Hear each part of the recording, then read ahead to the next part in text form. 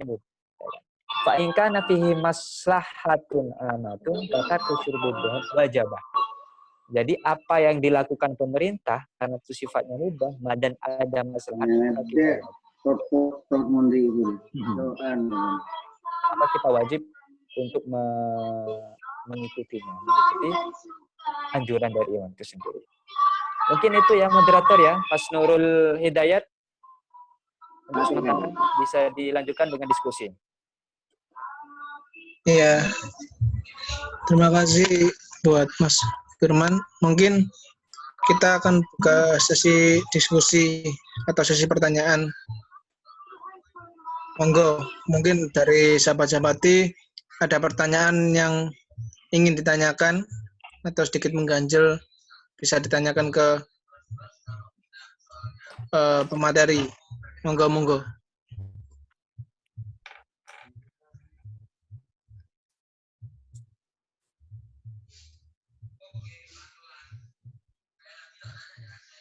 Mungkin yang ingin bertanya bisa di-on-kan itu ya, pas speakernya itu. Di-unmute.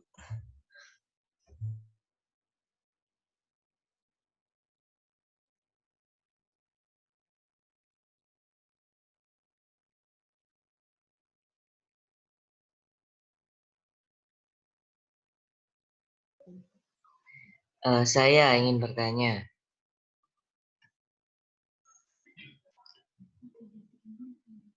Halo. Monggo. Oke. Assalamualaikum warahmatullahi wabarakatuh. Waalaikumsalam.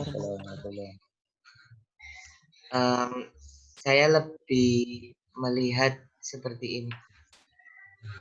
Sebenarnya saya kok merasa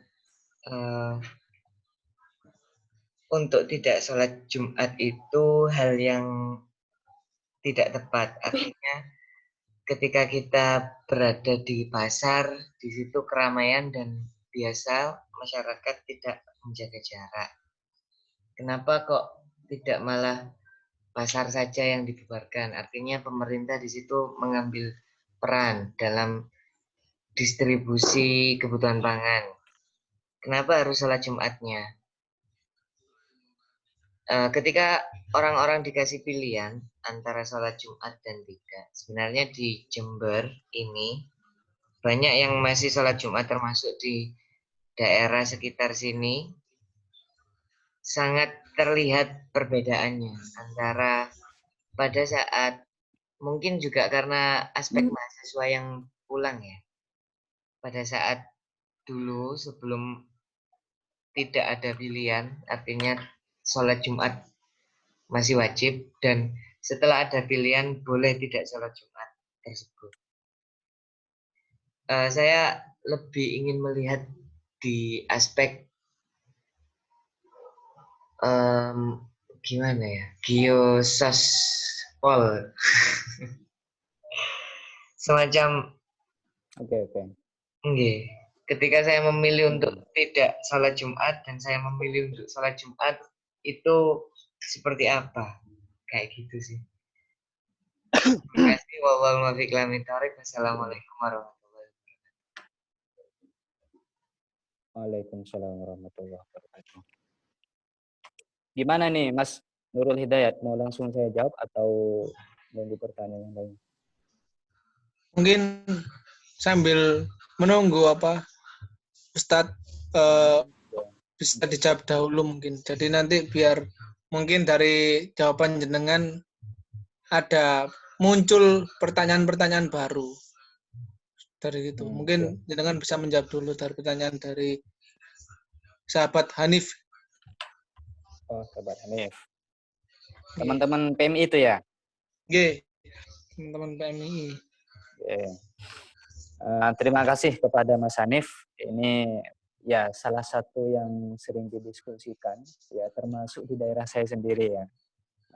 Kenapa Ustadz ketika kok malah yang ditutup, kok malah masjid, tempat ibadah, gereja, kemudian masjid, kok malah pasar itu kok malah dibiarkan, malah lebih ramai di sana daripada masjid. Jawaban saya, kalau di lagi-lagi ya, ini kalau memahamkan masyarakat dengan menggunakan literasi kitab ataupun referensi yang diambilkan dari kitab kuning itu bagus, cuma harus lebih kepada jawaban yang sifatnya logis, logika. Begini Mas, eh, bukan berarti sholat Jumat itu ditiadakan selamanya, bukan, ya kan? Hanya saja sholat Jumat itu untuk sementara break dan diganti dengan sholat zuhur dan itu dilakukan secara tidak berjamaah, melainkan dilakukan di rumah masing-masing. Kenapa kok sholat Jumat? Kok kalau di pasar kan juga lebih ramai malah? Karena begini, logikanya kalau kita balik begini, kalau sholat Jumat itu masih ada opsi lain. Apa opsinya? Opsinya adalah seseorang ketika sholat Jumat tidak dilakukan secara berjamaah, apalagi ada larangan dari pemerintah, terlebih ketika di daerah zona yang merah atau yang kuning, ada opsi lain. Apa opsinya? Dia melakukan sholat zuhur di rumah. Nah, berbeda dengan ketika orang ke pasar. Ini maksud saya tadi, orang ke pasar itu untuk apa? Untuk malah memenuhi kebutuhan yang sifatnya kepada lagi-lagi kepada jiwa. Hifdzuddin. Hifdzun nafas. Dan hifdzun nafas itu lebih didahulukan muqaddamun ala hifdzuddin. Menjaga jiwa dengan cara membeli kebutuhan sehari-hari supaya kita tetap bisa hidup itu lebih didahulukan dan lebih utama daripada menjaga agama, terlebih ketika agama itu ada opsi lain. Seperti tadi, kalau umpamanya, Mas Hanif, kalau umpamanya semua pasar ditutup, semua warung ditutup, Mas Hanif mau membeli kebutuhan di mana? Gitu. Ada opsi lain nggak? Iya kalau Mas Hanif di daerah yang seperti perkotaan, bisa melakukan pembelian dengan cara online. Nah, kan tapi kalau di desa-desa ini, kalau nggak ke pasar kemana? Kalau nggak ke warung kemana?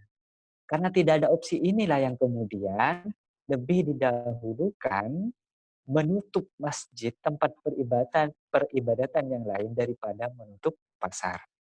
Dan saya kira juga pemerintah masih tidak kemudian membuka pasar secara luas, tidak. Kalau di daerah ini, di daerah Sukono sana, Sukono ya Mas, itu ada waktunya itu, mulai dari jam pagi sampai jam 9. Setelah itu tidak boleh.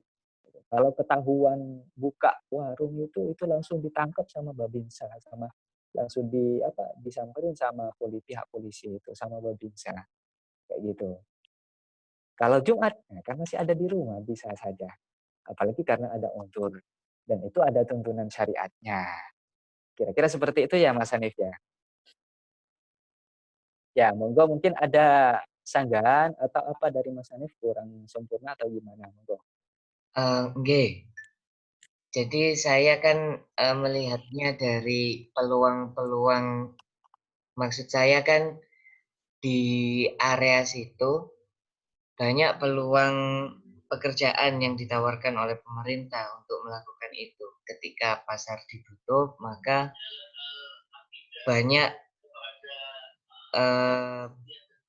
pekerjaan yang dibuka oleh pemerintah untuk masyarakat yang istilahnya kemarin dia bisa bekerja karena keadaan stabil, sedangkan hari ini mereka tidak bisa bekerja. Di situ ada manfaat yang lebih kepada masyarakat. Istilahnya yang menjadi korban utama dengan adanya ini adalah para orang-orang yang berpenghasilan dari sektor tersebut gitu loh. Istilahnya kalau di sini warung makan yang dulu sangat ramai sekarang sangat sepi, lalu di sektor distribusi karena mahasiswa pada pulang sekarang seperti ojol, tukang becak dan lain-lain mulai hilang pendapatannya, mulai bahkan dalam satu hari bisa jadi mendapat kerugian, artinya bensinnya habis tapi tidak dapat pendapatan, istilahnya seperti itu. Bagaimana menurut Nggih, nggih, nggih. dengan terkait hal tersebut? Nggih. Artinya kan ya, jenengan itu juga sebenarnya lebih kalau dibandingkan kepada menutup hal-hal yang sifatnya seperti agama umpamanya, apa istilahnya, kalau ada acara yang sifatnya ceramah, itu kan sebenarnya tidak terlalu menguntungkan kepada kalau kalau sifatnya ini sifatnya dengan sisi ekonominya. Saya setuju juga, Mas. Kenapa? Karena kalau jenengan ini melihat dari sisi sosialnya, ya kan, malah ini jenengan mendukung bahwa seharusnya pemerintah memang menutup tempat peribadatan daripada tempat-tempat yang, apa namanya, punya peluang oleh masyarakat atau bahkan masyarakat bekerja di situ. Kira-kira seperti itu kan maksudnya ya? Gimana Mas Hanif? Apa seperti atau gimana Mas Hanif? Iya, seperti itu. Ya, kalau dalam sosiologi hukum ya, itu ada istilahnya, ada 3 pendekatan, ada pendekatan instrumental, ada pendekatan hukum alam, ada pendekatan paradigmatik. Lah, yang agama ini sifatnya paradigmatik, Mas. Kalau yang jenengan itu sifatnya instrumental dan bahkan bisa pendekatan hukum alam. Kira-kira seperti itu. Ya, saya setuju juga, Mas, kalau seperti itu.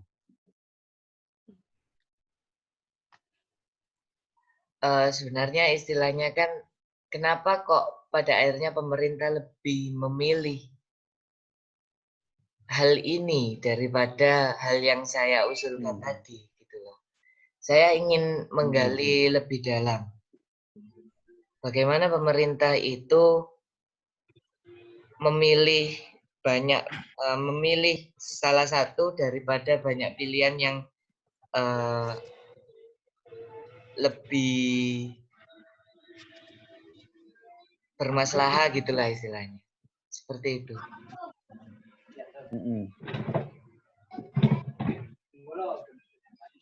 Dan lebih masalah itu tadi itu yang jenengan paparkan itu tadi kan. Nggih. Iya, bisa.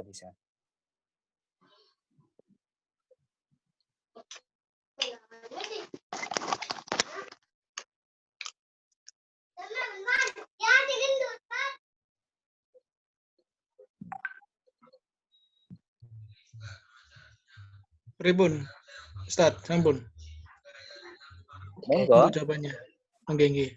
Mungkin ada feedback dari Mas Hanif, sahabat Hanif. Cukup.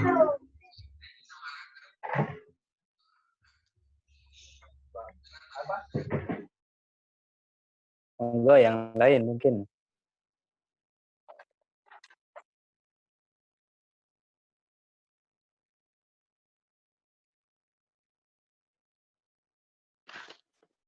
Saya mau bertanya.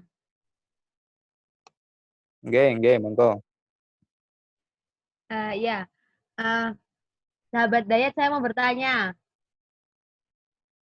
Nggih, monggo. Ya, begini, sahabat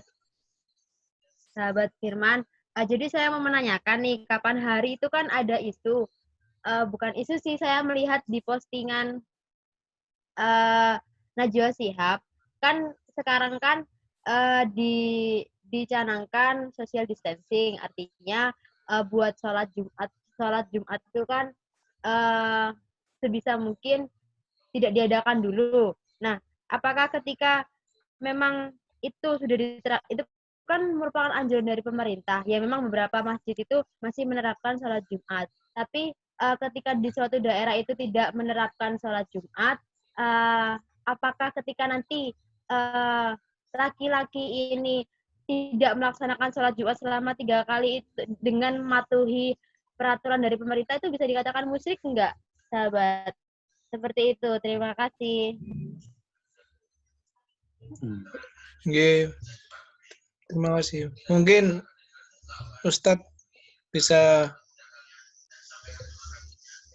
menyampaikan ini jawaban yang ditanyakan dari sahabat Wiwit. Terima kasih Mbak Wiwit. Terkait ini sebenarnya sudah ditulis oleh kawan saya ya, bagaimana hukum tidak sholat Jumat sampai 3 kali. Itu kan memang ada hadisnya. Siapa yang tidak sholat sampai 3 kali, maka dia sudah dicap sebagai orang kafir, seorang musyrik. Bahkan kalau sudah keluar dari statusnya dia sebagai orang yang musyrik. Iya, itu kan mantaroka salasan itu meninggalkan 3 kali fakafirun atau famusyrikun itu ketika meninggalkannya dalam kondisi tidak ada uzur. Seperti itu, Mbak. Jadi kalau seandainya dia meninggalkan karena ada uzur, ya kan, maka tidak termasuk hadis yang bahwa ketika meninggalkan Jumat 3 kali, maka dia termasuk orang yang sudah kafir, sudah musyrik, sudah keluar dari Islam. Jadi konteksnya sudah beda. Karena konteksnya sekarang ini kan sebenarnya sebuah pilihan. Kalau bahasanya orang desa itu kan, ya cuman kalau bahasa Maduranya ya cuman imana tuan ya pakun Jumatan. Tak kuat, ya tak usah Jumatan. Kan ada yang sampai seperti itu. Jadi konteks 3 kali itu meninggalkan Jumat 3 kali ketika tidak ada uzur. Nah, sekarang ini kan sudah termasuk uzur. Kan? Bahkan sudah dikatakan uzur syar'i. Tadi itu yang saya katakan bahwa salah satu uzur syar'i dalam sholat Jumat dan sholat jamaah adalah hujan pun yang sampai membasahi badan kita, ya kan, dan juga trompa kita, kaki kita itu sudah dikatakan uzur Jumat.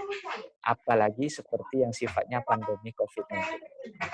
Jadi tidak termasuk, dia statusnya tetap muslim, Mbak. Gitu. Jadi bukan dalam konteks 3 kali, maka dia statusnya menjadi orang yang musyrik. Kalau 1 kali dia munafik, kan gitu. Tidak masuk. Oke. Cukup, terima kasih Ustadz. Cukup. Oke, sama-sama.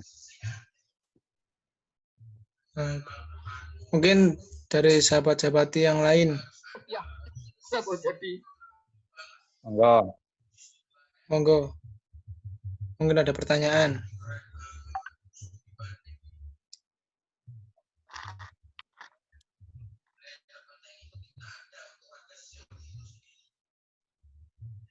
Monggo sahabat.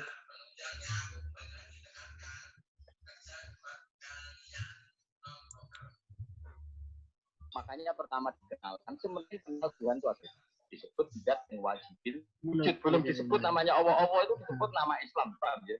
Tahun lagi Allah disebut itu nama Islam, tapi kalau penemuan akal hanya sampai kita ini butuh zat sing wajibin wujud, sing menjadi penyebab semua alam raya ini. Kita tahu musabbibul asbab, belum menyebut Allah musabbibul asbab. Islam pun pertama Iqra turun ya nggak nyebut.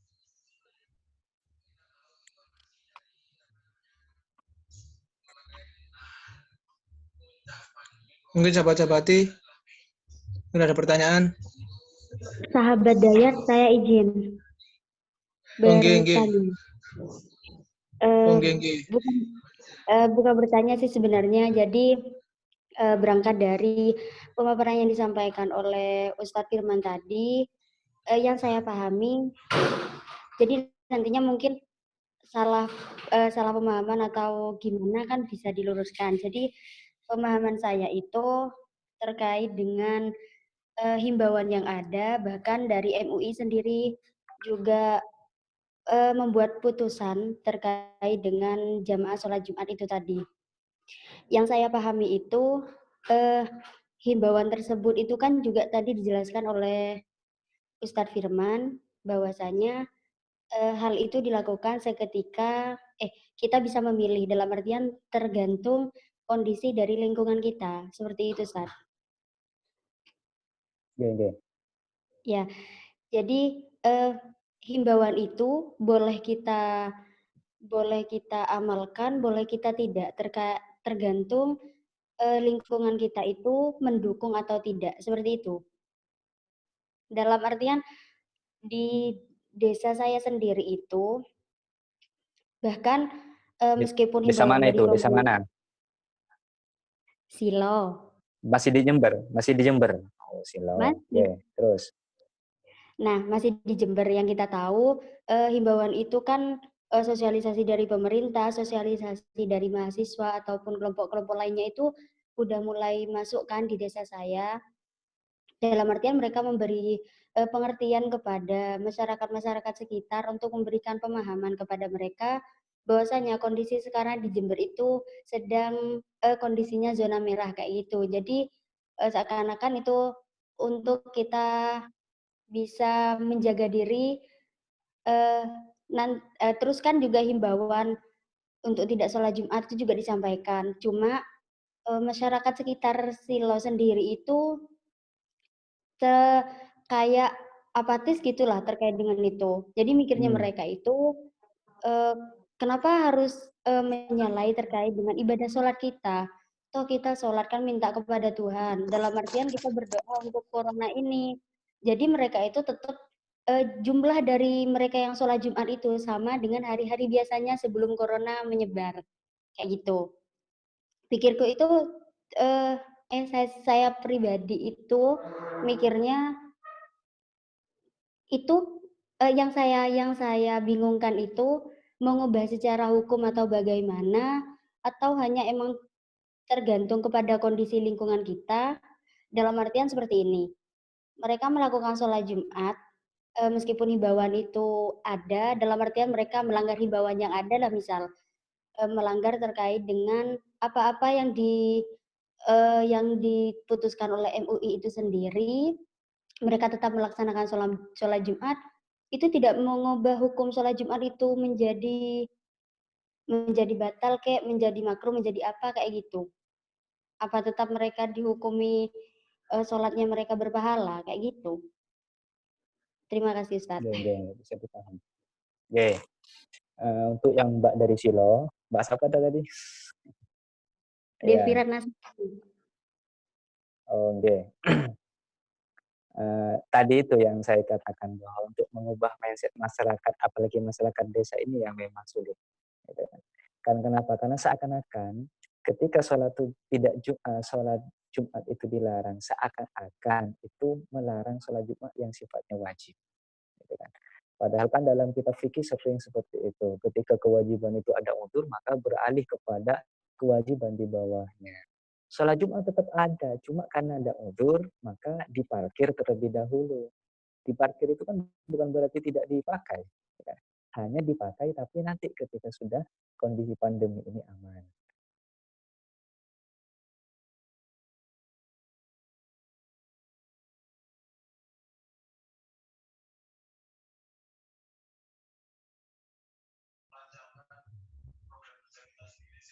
Sampun, Ustaz.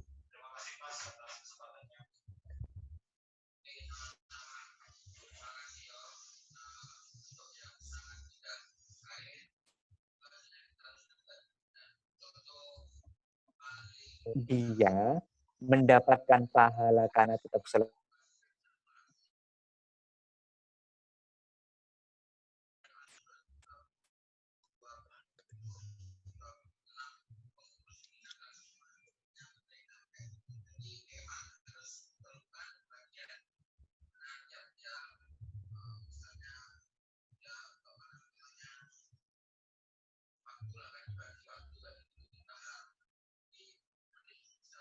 Tidak patuh kepada imam,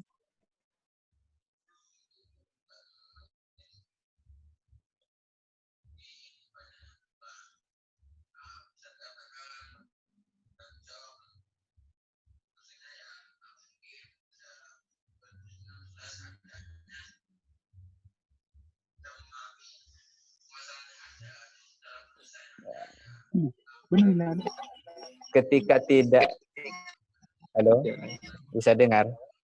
Bisa.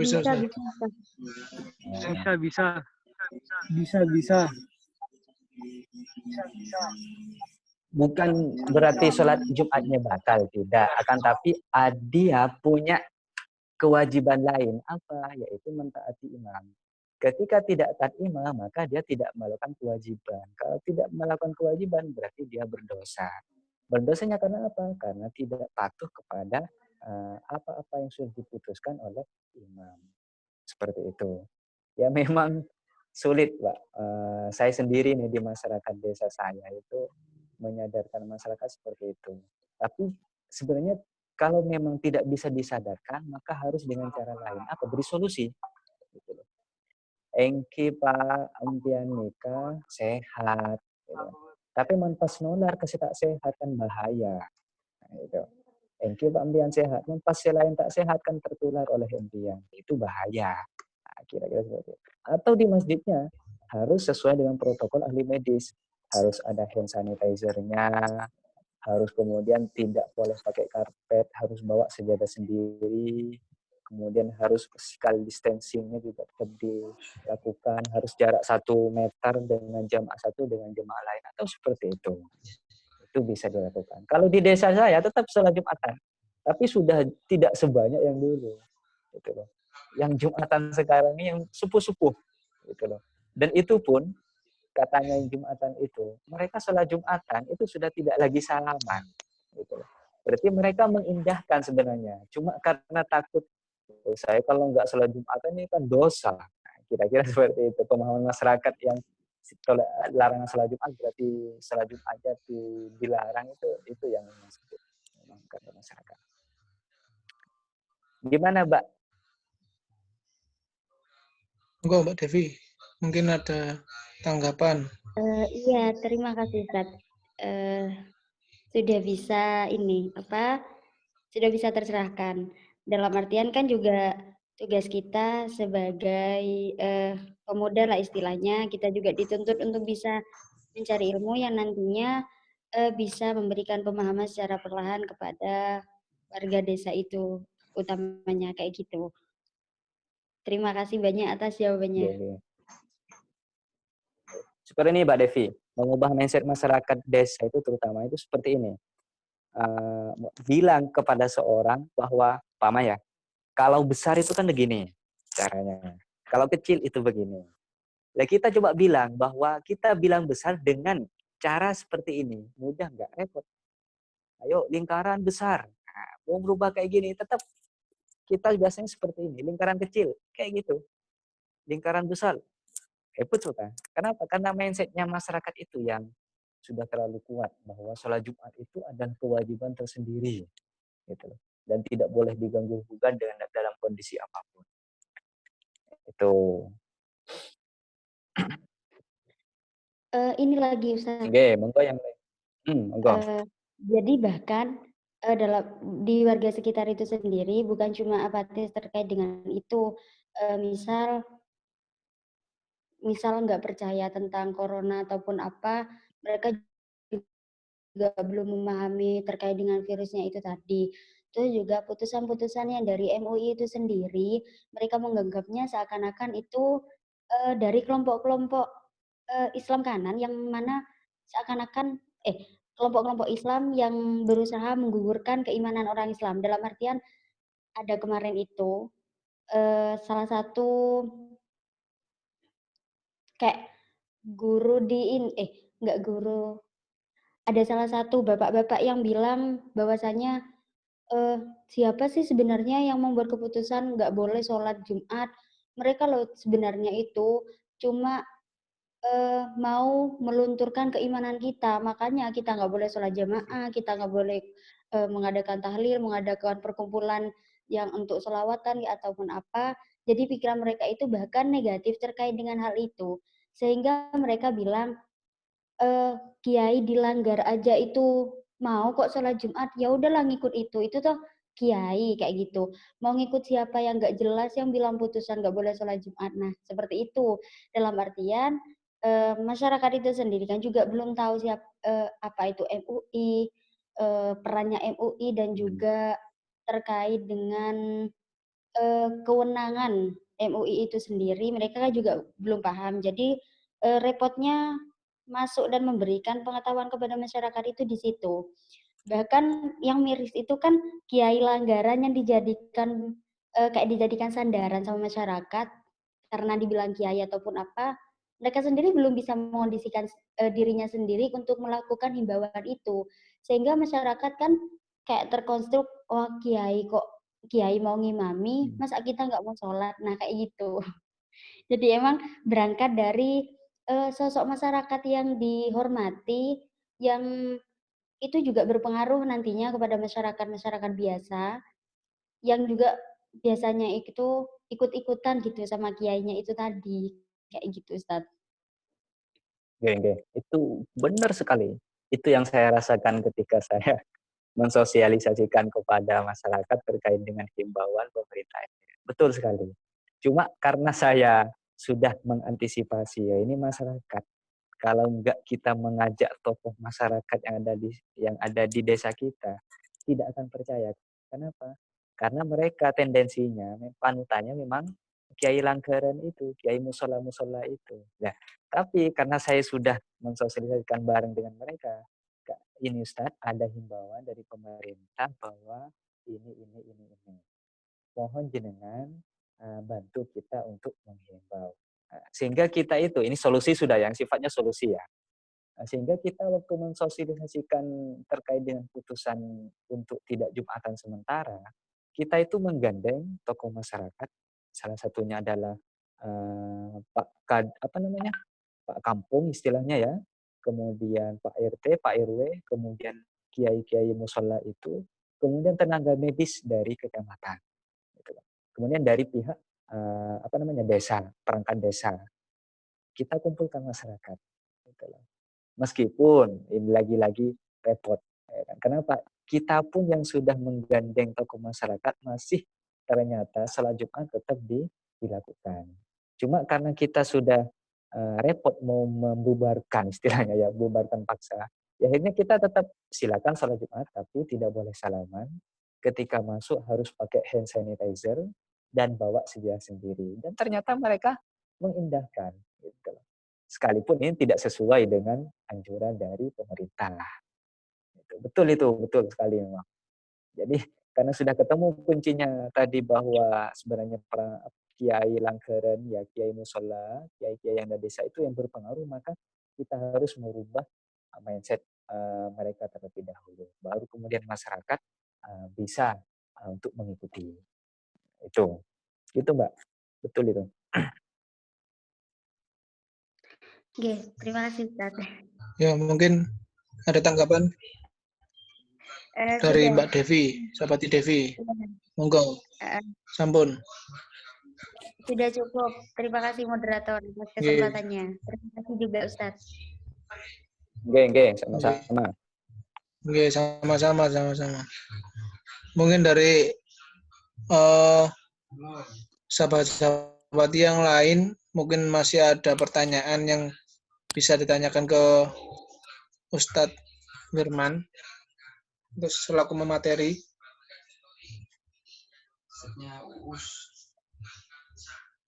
Monggo sahabat-sahabati.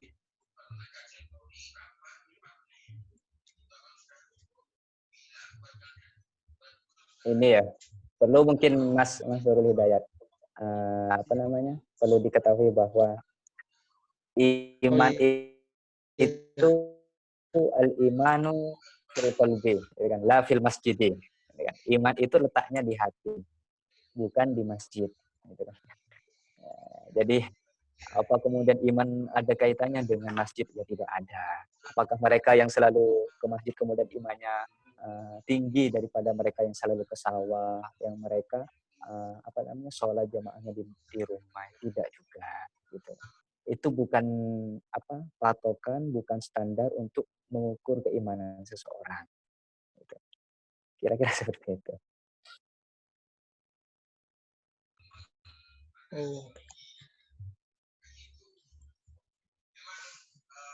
Mungkin Sobat-Sobati ada pertanyaan? Saya ingin bertanya. Monggo. Sahabat Hanif lagi. Ini ada pertanyaan. Monggo. Sahabat Hanif. Ya. Jadi tadi sekilas dipaparkan mengenai iman. Sebenarnya di masa-masa yang seperti ini, apa sih yang menjadi titik tumpu bagaimana iman kita tinggi atau iman kita rendah? Istilahnya kita juga ingin merefleksikan diri sebagai insan yang menjadi khalifatul fil ard kayak gitu. Terima kasih. Oke. Nggih. Monggo, Ustaz. Apa Mungkin bisa kemudian direspon standar dari pertanyaannya. standar atau patokan Tadi. iman itu ya? Oke. Tadi ketika saya memaparkan awal-awal bahwa ada hadis innallaha yuhibbu an tu'ta raqaisuhu kama yuhibbu an tu'ta azaimuhu. Allah itu suka kepada orang-orang yang melakukan rukhsah-rukhsah, keringanan-keringanan yang telah diberikan oleh syariat Islam, oleh Allah dan Rasulullah, sebagaimana juga Allah suka kepada hal-hal yang sulit di dalam agama, di dalam syariat, azimah, gitu kan ya. Satu yang sulit itu sifatnya tadi itu, gitu kan. Hukum awal, gitu kan. Itu azimah istilahnya. Kemudian rukhsah itu hukum yang berubah karena faktor eksternal. Bisa karena faktor sosiologi, atau faktor masyarakatnya, atau faktor alam, dan lain-lainnya. Jadi sebenarnya iman antara orang yang tidak melakukan sholat Jumat, ya kan, dengan imannya orang yang melakukan sholat duhur dari pengganti sholat Jumatnya itu sebenarnya sama. Gitu. Mereka yang melakukan sholat Jumat ya silahkan monggo. Gitu. Mereka yang melakukan sholat Jumat di rumah, sholat duhur di rumah silakan juga. Gitu. Jadi lagi-lagi iman itu bukan karena kita al-iman fil qalbi la fil masjid. Kira-kira seperti itu. Bukan berarti mereka yang tetap mokon, tetap bersikeras untuk melakukan sholat Jumat di masjid, imannya lebih tinggi daripada mereka yang tidak melakukan sholat Jumat dan menggantinya dengan duhur. Belum lagi ya Mas ya, belum lagi. Kalau di fikih-fikih itu ada ini, apa namanya, ada ketentuan nanti di kitab Al-Bajuri ya, dikatakan bahwa sholat Jumat itu bisa dilakukan oleh satu orang saja, gitu loh. Bisa dilakukan oleh satu orang saja.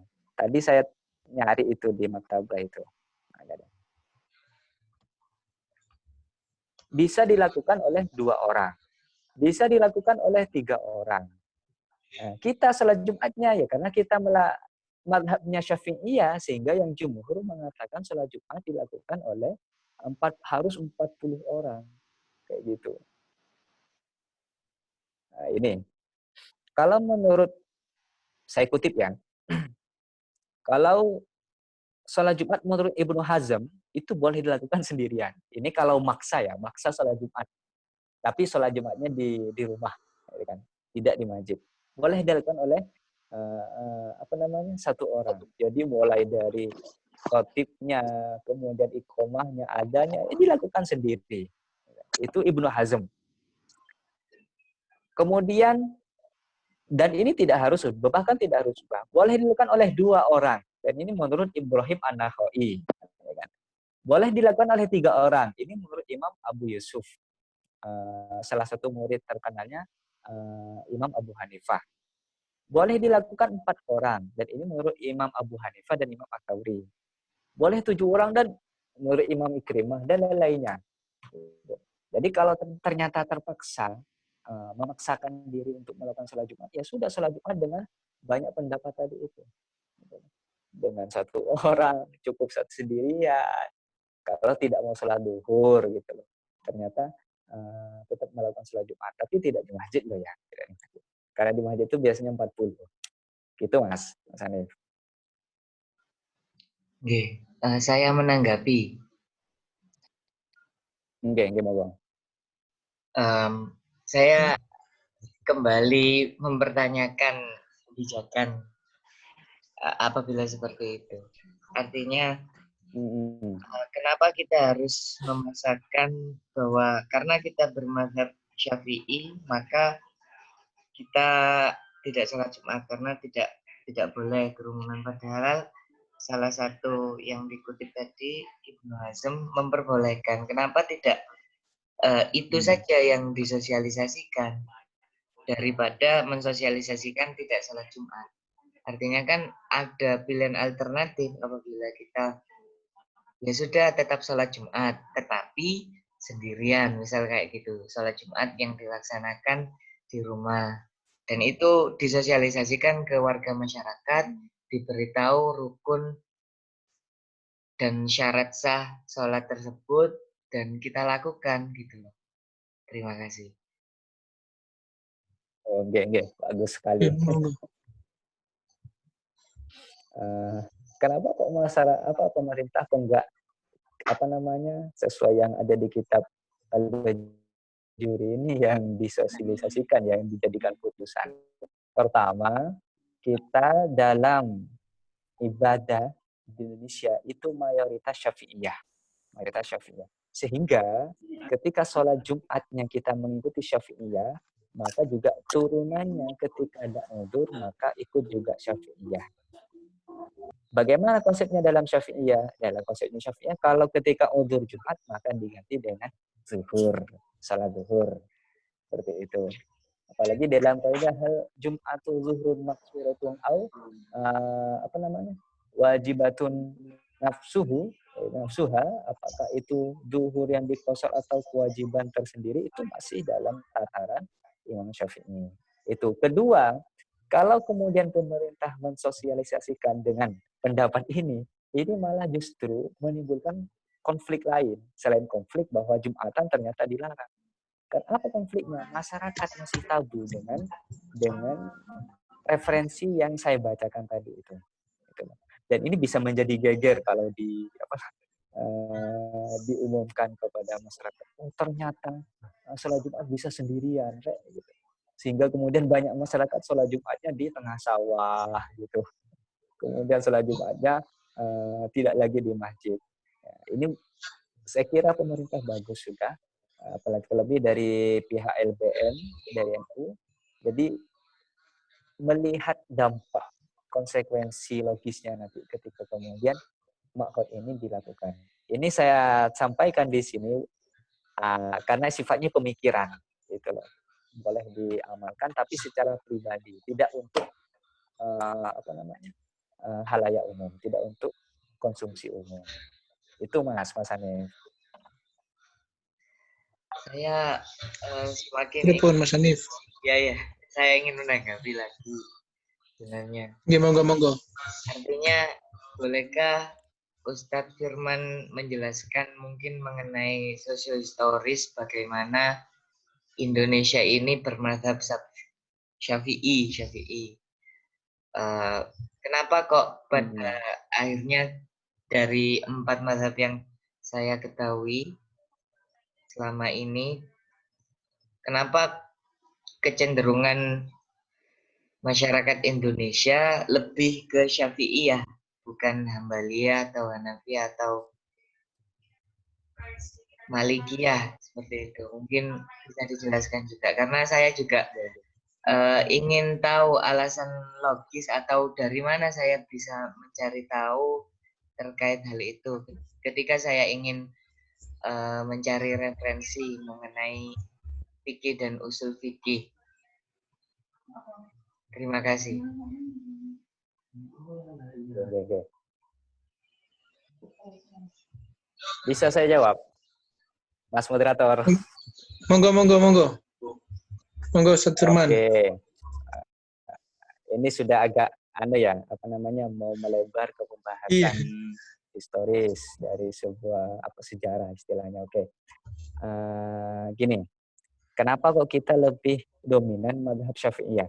Bahasanya dominan ya, bukan kemudian tidak memakai pendapat yang 3, Imam Malik, Imam Abu Hanifah, Imam tidak. Akan tapi dalam ibadah kita dominan Syafi'iyah. Pertama, yang dibawa pada abad keberapa? Pada abad ke-17 ke-18 ya, yang dibawa oleh orang Muslim Gujarat yang kita tahu mulai dari kerajaan Samudra Pasai, ya kan? Yang ternyata ketika dikerucutkan lagi ternyata para wali songo itu mereka mazhabnya adalah mazhab Syafi'iyah. Terbukti dengan apa? Terbukti dengan manuskrip kitab yang mereka bawa. Itu. Kemudian Demikian juga ulama-ulama Nusantara itu ternyata mereka mazhabnya mazhab Syafi'iyah. Seperti pengarang kitab yang saya baca tadi, Nihayatul Zain, ya, Imam An-Nawawi Al-Bantani, ya kan, dari Banten itu Imam An-Nawawi, itu juga mazhabnya beliau mazhab Syafi'iyah. Mulai dari Syekhona Khalil Bangkalan, kemudian mulai Syekh Arsyad Al-Banjari, dan lainnya. Gitu. Makanya kemudian kenapa kok Indonesia ini secara geografis dan secara sosiohistoris ternyata mazhabnya adalah mazhab Syafi'iyah, karena Islam yang dibawa oleh mereka adalah ternyata lebih dominan mazhab Syafi'iyah. Gitu. Kenapa? Karena India itu juga bermazhab Syafi'iyah dominannya dalam ibadah. Gitu. Kalau dalam Asia itu yang saya tahu yang Syafi'iyah itu kita Indonesia, kemudian Malaysia, Brunei, termasuk yang India. Itu Mas Hanif. Coba monggo nanti bisa baca lagi tentang masalah sejarah, mungkin saya keliru atau gimana. Cuma yang saya tahu seperti itu. Juga menyambung komunikasi dengan aku sendiri, jadi untuk bidang advokasi. Pripun dari Mas Hanif atau sahabat Hanif, apakah ada tanggapan untuk selanjutnya Kira-kira untuk hal dari ya, saya. monggo. Ya, kira-kira referensi apa yang bisa saya cari untuk hal itu? Mungkin bisa lah jadi evaluasi kita bareng. Oke. Coba Menyelesaikan masalah tentang kampus. Halo. Iya. Mungkin masalah tugas, mungkin masalah. Ini saya pernah baca bukunya Gus Dur. Itu entah editornya siapa, cuma itu ditulis atas nama Gus Dur. Misalnya kita Sejarah Islam Nusantara. bisa kita Bukunya nggak tebel kok, tipis. Gitu. Kemudian juga ada Atlas Wali Songo, itu agak tebel segini. Itu Mas Hanif.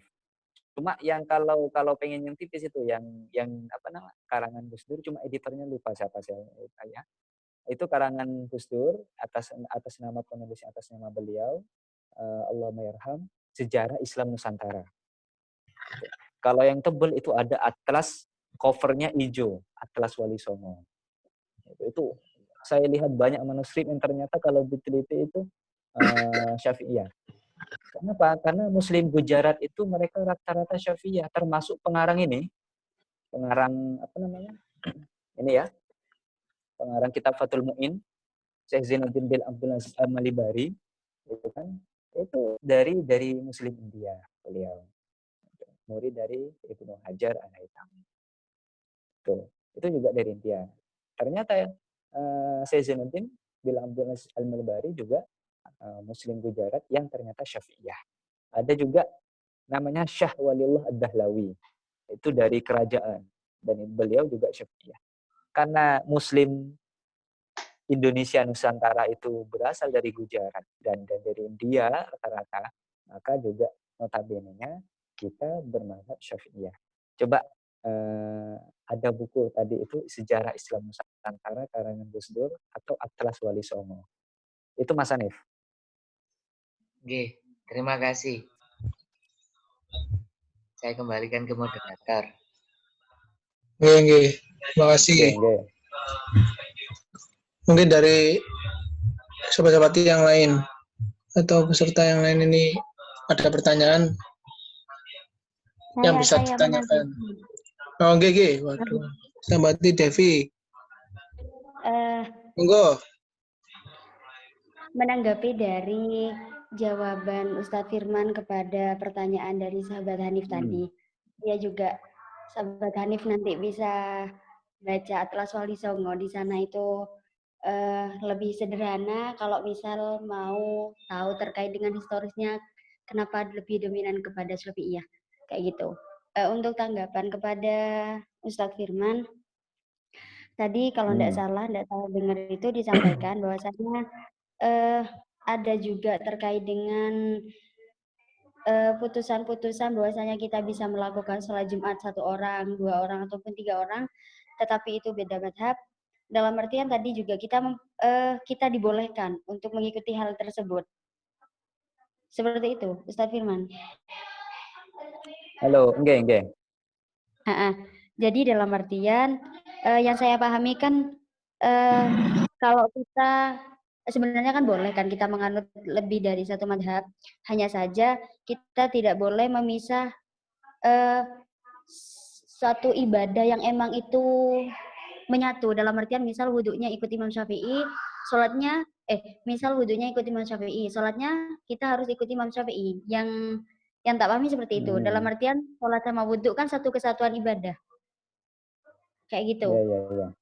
Nah, kalau semisal gara-gara misal isu corona ini, dalam artian kita memiliki kebebasan untuk ikut pendapat imam yang mana ataupun menganut madhab yang mana, dalam artian misal saya wudhunya tetap amalannya mengikuti madhab Syafi'i, tetapi saya nantinya mengambil jalan untuk sholat Jumat, misal saya laki-laki mengambil jalan sholat Jumat itu menggunakan yang membolehkan satu orang sholat Jumat, sehingga saya sholat Jumat sendirian.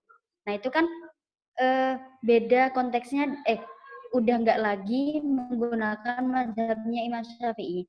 Apakah nantinya itu juga berpengaruh terkait dengan hukum satu kesatuan ibadah itu tadi? Tadi kan Ustadz menyatakan bahwasanya dari kondisi yang seperti ini kita bisa menggunakan mazhab yang mana saja. Misal wudhunya saya pakai Syafi'i, terus sholatnya saya mengikuti mazhab yang memperbolehkan saya sholat sendirian, itu bagaimana hukumnya? Terima kasih. Oke, monggo.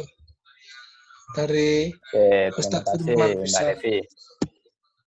Siap. direspon. Bagus sekali. Ini ternyata teman-teman PMI world view-nya, wawasannya luas sekali ya, keren. Jadi semangat ya, untuk diskusi ini.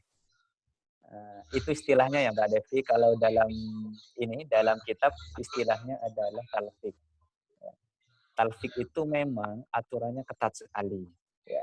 Makanya tadi saya bilang, kalau memang terpaksa tidak mau sholat duhur, ya kan, tetap bersikeras untuk sholat Jumat, maka bisa melakukan atau mengamalkan pendapat yang ada di kitab Al-Bajuri tadi. Termasuk salah satunya adalah pendapat Ibnu Hazm dari kalangan mazhab Hambali. Kan seperti itu. Iya, itu pertanyaan bagus. Cuma kan bahasa saya adalah terpaksa. Nah, kalau sudah terpaksa ini, itu kondisi lain, Mbak.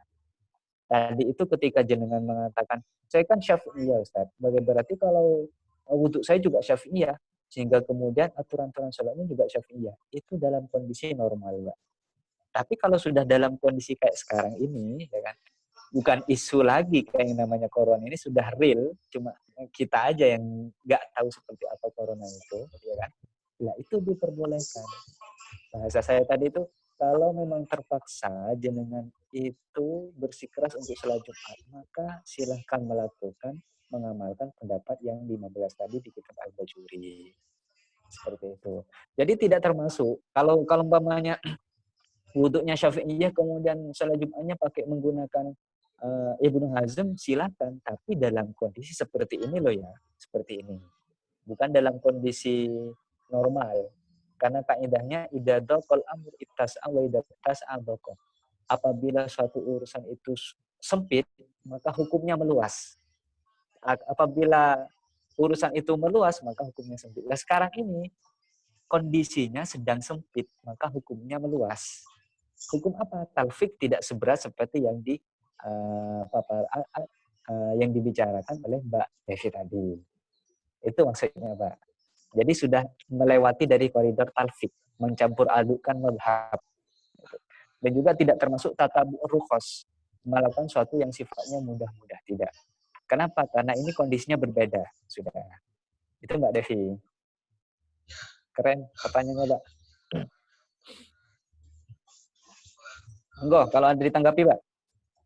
Monggo, untuk sahabat Devi mungkin ada tanggapan. Jadi tergantung kondisi. Dalam artian kalau kondisi itu memaksa, hal itu bisa dilakukan. Dalam artian nggak menyalahi hukum yang ada. Tapi ingatlah ya, Mbak ya, ini pendapat pendapat kita sendiri ya, Iya, kaum iya, iya. tertutup, tidak kaum halayak umum. Iya. Artinya seandainya jenengan mengamalkan, seandainya laki-laki jenengan ya, katanya tadi itu. Seandainya jenengan laki-laki, maka silakan Iya. amalkan sendiri. Jangan bawa teman yang lain. Ayo, ada pendapatnya. Tidak. Kalau Iya, iya. bawa lain itu malah lain itu sudah. Ya, aku enggak mau ini.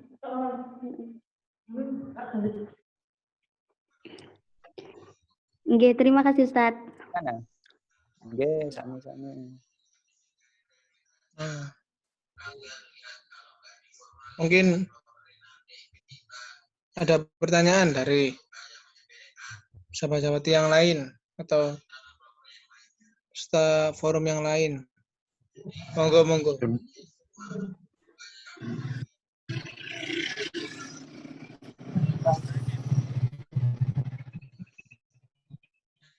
Monggo sahabat-sahabat.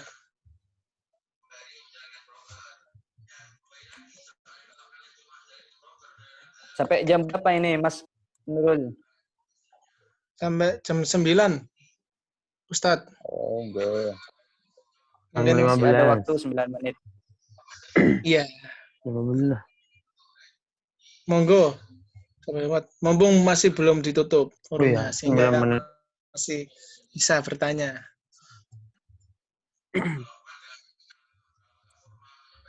Asal bukan nanya pribadi ya. Nanya pribadi nanti chat pribadi aja. Nggih.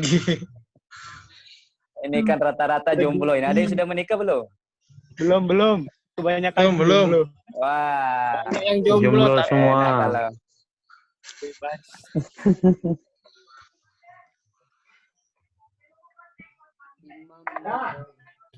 Ustadz Firman juga bawa pasukan banyak, mungkin dari teman-teman lainnya juga ikut bergabung. Tidak apa-apa bisa menanyakan kalau memang ada sesuatu yang mau ditanyakan. Iya, sebelumnya ini Mas Nurul sama Mbak Devi dan lainnya, ini teman-teman PMI dari Setis Zulkarnain, Mbak. Juga ada teman-teman Mas Ali.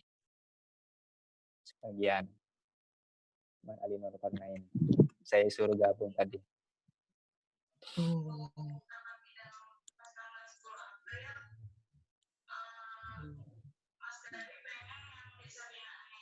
Ya Ustadz, mungkin saya juga ingin menanyakan. Ini pertanyaan yang juga saya resahkan mungkin. Ya. Jadi kan untuk yang jenengan sampaikan tadi, apabila dalam keadaan terjadi seperti sekarang, jika tidak sholat Jumat 3 kali itu sebenarnya tidak apa-apa. Nah, di sini saya malah mendapatkan pertanyaan bahwa kebanyakan kan dari masyarakat itu pastinya mereka mendapatkan informasi itu ada ketakutan gitu Ustadz, ketika mereka tidak melaksanakan yang namanya sholat Jumat. Mungkin itu juga menjadi ketakutan masyarakat, kenapa mereka akhirnya lebih memilih untuk melakukan sholat Jumat. Nah, bagaimana nantinya kita mentransformasikan bahwa sholat Jumat atau sholat berjamaah ketika wabah corona ini itu sifatnya tidak diwajibkan. Seperti itu bagaimana untuk pola komunikasinya Ustadz? Soalnya itu kan ketakutan dari masyarakat. Nah, itu yang juga saya bingungkan untuk pola komunikasi ke masyarakat awam atau masyarakat umum. Mungkin seperti itu, Ustadz. Oke. Terima kasih Mas Moderator, Mas Nurul Hidayat. Ini hadisnya ya Mas ya. Pertama, bahwa kita perlu mensosialisasikan, mengajak orang yang mereka percayai. Jujur sendiri ya, saya itu kalau di rumah, kalau saya sendiri itu ya hanya orang-orang yang tahu saya. Orang-orang, kalau di desa saya itu, saya punya komunitas pengajian rutinitas tiap minggu. Yang mereka saja yang percaya ke saya. Tapi mereka yang sudah sepuh-sepuh, itu kan bisa jadi tidak percaya kepada saya, maka saya harus mengajak yang mereka percaya. Siapa tadi itu katanya bahwa harus ada kiai desa yang kita ajak untuk sosialisasi. Kedua, kita perlu menyiapkan perangkat-perangkatnya. Seperti apa perangkat-perangkatnya? Seperti banyak hadis, keterangan-keterangan yang ada di kitab. Seperti itu, Mas. Contoh umpamanya, kalau di hadis ya,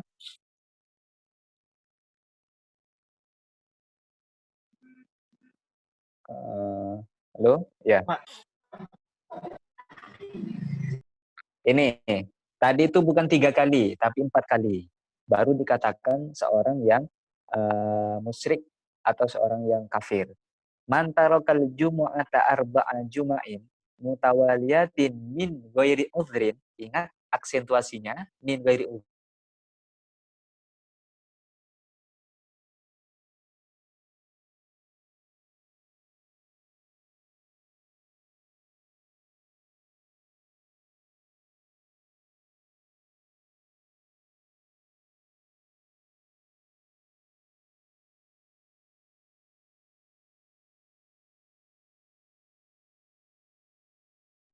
Antara kalau Jum'ata salatan min ghairi udhrin fahuwa munafiqun. Semuanya hadisnya ada aksentuasinya apa?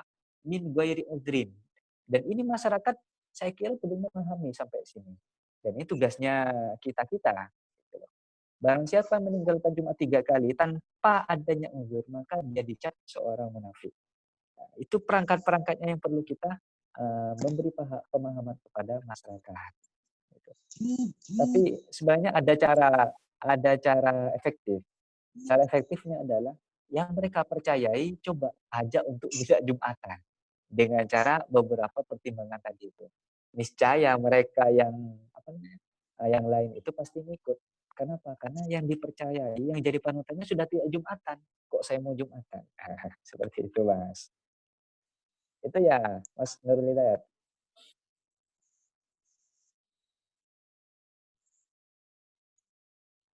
Gimana, Mas? Ustadz. Cukup tercerahkan. Mungkin dari sahabat-sahabat yang lain atau peserta forum ini yang lain ada pertanyaan, bisa ditanyakan. Monggo. Dengan Ustaz. Ini ada pertanyaan. Monggo kalau ada pertanyaan. Tadi disinggung adanya COVID-19 ini memang jelas-jelas sebuah uzur ya. Ya, memang sebuah uzur bagi layak di seluruh Indonesia. Hingga pemerintah memutuskan adanya larangan sholat Jumat. Sementara masih ada ya, anggaplah terjaga gitu, daerah masih terjaga dari COVID-19 di sini. Maksudnya steril dari virus tersebut. Dan pertanyaannya, bagaimanakah yang harus lebih diutamakan bagi masyarakat di sana? Apakah mematuhi syariat, yaitu sholat Jumat, atau mematuhi pemerintah? Mungkin itu cuma. Terima kasih. Dari siapa barusan? Saya nggak kenal, Ustaz. Wafi Ustaz. Mahat Ali Wafi Mahat Ali. Wafi, Mas Wafi. Enggak, Ustadz. Yaitu barusan peserta dari Mas Nurul, dari teman-teman Ali sini. Iya. Mas Santri sini. Itu begini, Mas Wafi, bahwa di putusan Lembaga Basul Masail PWN itu sudah jelas. Bagi mereka yang ada di zona hijau, zona aman, maka tetap melakukan sholat Jumat. Cuma sekarang itu bukan ladangnya para pemuka agama, cendekiawan Muslim, kemudian para tokoh agama, para kiai, para ustadz. Bukan ladangnya sekarang untuk menentukan itu aman atau tidak. Jadi harus tetap sesuai dengan protokol ahli medis. Kalau sudah ahli medis setempat menyatakan bahwa tempat itu aman, maka silahkan melakukan sholat Jumat. Tapi ala sabilil ihtiyat, atas kehati-hatian, sholat Jumatnya jangan dulu. Seperti itu. Kenapa? Karena ini ada dugaan, istilahnya, dianggap berpotensi menyebar dan tersebar oleh virus corona COVID-19. Itu kalau dalam istilah usul fikihnya ya, Mas Wafi, ada istilahnya bil kuwah, ada istilahnya bil fi'li. Bil fi'li itu realitas yang ada di depan mata kita. Kalau bil kuwah itu potensi. Contoh gampangnya, orang minum homer itu haram, ya kan? Syurbul khamr itu minum homer itu haram, whisky, tua dan lainnya. Bagaimana ketika ada orang yang kuat sehingga ketika minum homer dia tidak mabuk? Itu juga sama. Kenapa? Karena sekalipun bil fi'li dia tidak mabuk, tapi bil kuwah dia bisa mabuk. Seperti itu. Sama dengan safar, perjalanan. Kita ke Surabaya itu kalau dalam puasa Ramadan itu kan disunahkan untuk tidak berpuasa. Alasannya apa? Karena alasan perjalanan, alasan ta'ab, capek dan lelah. Bagaimana kalau ada orang yang kuat sampai ke Surabaya tidak capek, tidak lelah? Itu juga termasuk bil kuwah.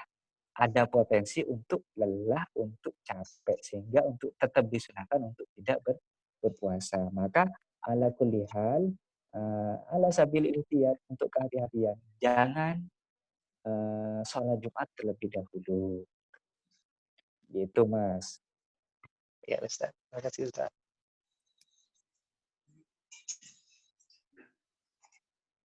Ini sekarang aneh ya, Mas Moderator. Sekarang itu Indonesia itu umat muslimnya terutama, itu kan aneh. Dulu ketika tidak ada larangan Jumatan, malah sedikit yang Jumatan. Anggaplah sedikit, malas-malas. Ternyata sekarang dikasih diskon sama sama masyarakat, sama pemerintah untuk tidak Jumatan, tidak tarawih. Ya malah pada banyak komplain gitu. Iya. Kan aneh. Ya. Masyarakat plus 62 ini memang seperti ini. Masyarakat plus 62. Gimana Mas Nurul Hidayat? Apa sudah bisa ditutup ini? Oke, karena waktu sudah menunjukkan pukul 9.21.02. Mungkin bisa forum diskusi bisa diakhiri. Assalamualaikum. Dan mungkin bisa saya bacakan kepada teman-teman sahabat ya. Saya bacakan outline sih dulu. Oke, monggo. Jadi dalam wabah COVID-19 ini sesungguhnya kita tidak diwajibkan untuk melaksanakan sholat berjamaah, termasuk juga sholat Jumat. Dalam artian pelaksanaan sholat Jumat sendiri itu bersifat pilihan, yang mana nantinya digolongkan pada tingkat kebahayaannya, dari red zone, terus zona hijau, seperti itu. Kata yang dapat saya kutip dari diskusi malam ini itu yaitu menjaga jiwa didahulukan daripada menjaga agama. Dalam artian bahwa kita lebih mendahulukan untuk kesehatan terlebih dahulu, untuk kemudian dapat dialihkan menjadi peribadatannya bisa diganti dengan yang lain agar tetap dapat manusia itu tetap dapat beribadah nantinya. Seperti itu. Mungkin sekian diskusi atau diskusi malam ini. Saya akhiri. Wallahul muwaffiq ila aqwamit thoriq. Wassalamualaikum warahmatullahi wabarakatuh. Waalaikumsalam warahmatullahi wabarakatuh.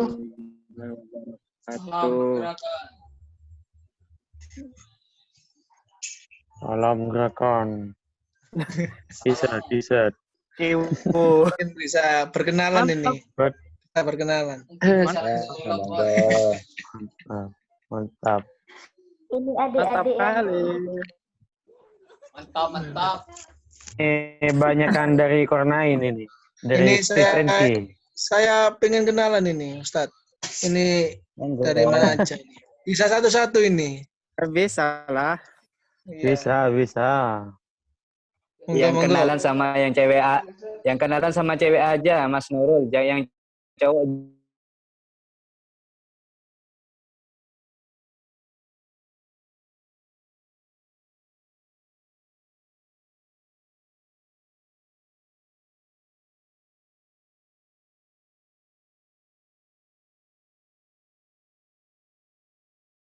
Yang mana tadi Ustaz? Ini Gak ada bagian. Save itu, save.